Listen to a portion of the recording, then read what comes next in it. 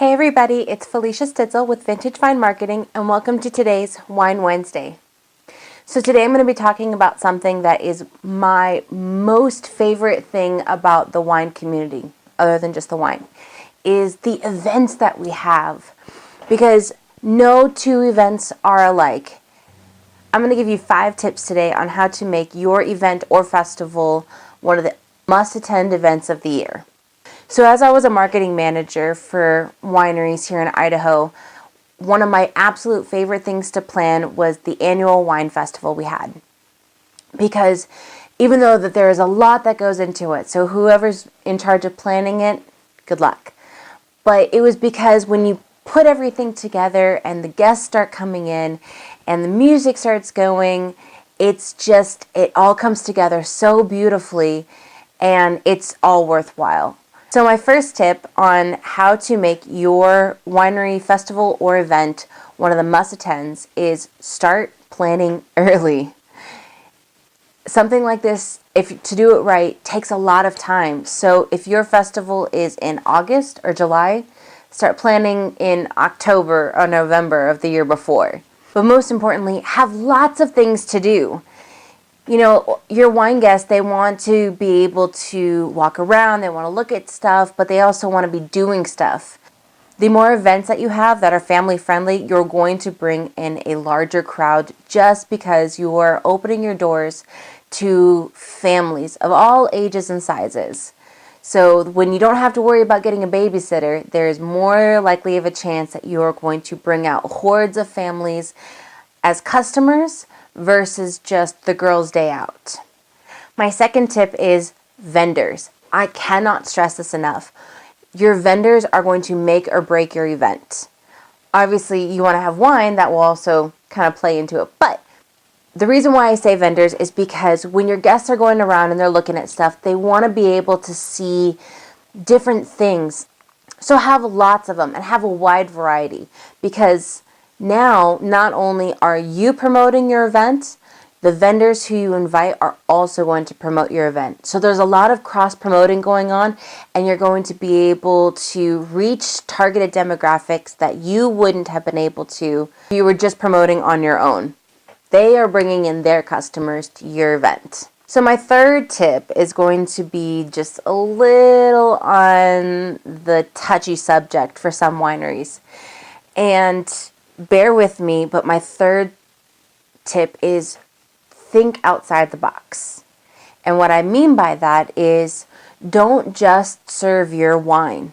I have attended and helped organize several different winery festivals and events, and it seems like the ones that were the most successful the next year, or even as it was kind of buzzing all over social media, were the ones who opened up their doors to other wineries and were pouring wines from the AVA, not just from their winery. The reason why this becomes so successful is because you're now being able to use your neighbor wineries to help promote your event, because they want to be recognized in that they are pouring at this event.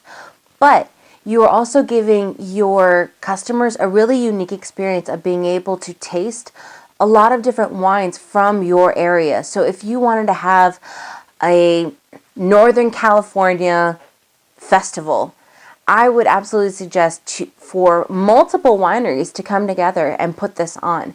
Because when you can give your customers a really unique experience on being able to taste a region of wine versus a winery, you are going to be the number one hotspot every single year. So just think about it, give it a chance.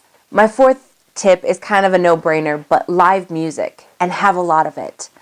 When you can have a constant turnaround of live music where you're showing support to your local artists, you're being able to bring a dynamic of live music that just sets the tone for your entire festival.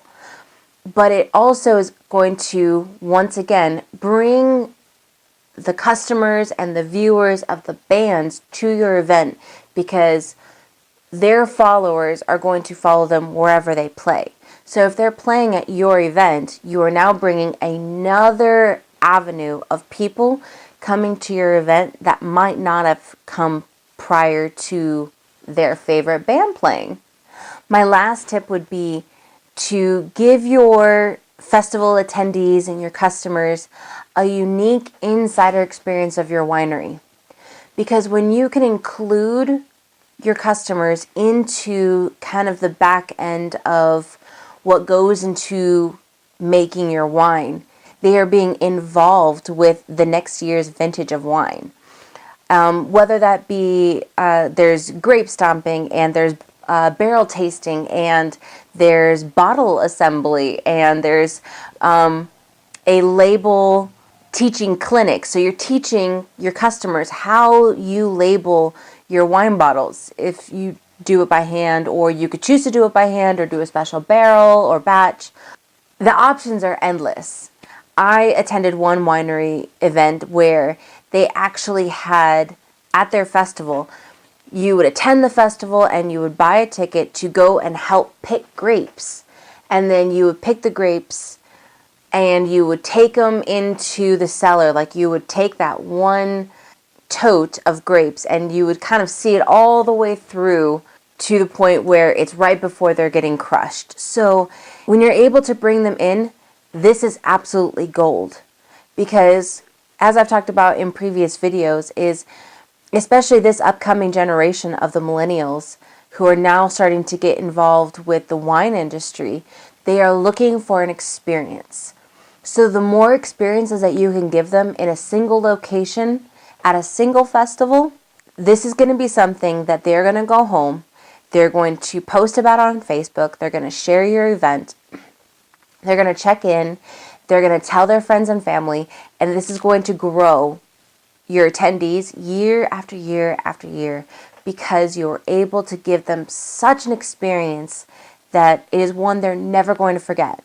So I know our calendars are all getting really full for this year, because you probably already have your events planned out for the year. It's something to think about for the future. So I wish you all the best of luck with all of your events this year. And just remember, always ask people to check in on social media, to share their photos, and to share their experience. That's going to help your organic following. So thanks for tuning in to this week's Wine Wednesday. Tune in next week for more tips and tricks of the trade.